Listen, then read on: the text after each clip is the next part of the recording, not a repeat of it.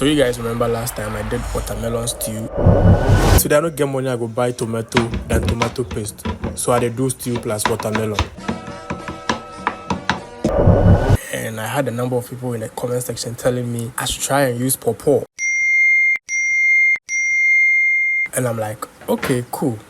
So here I am, pawpaw stew with plantain.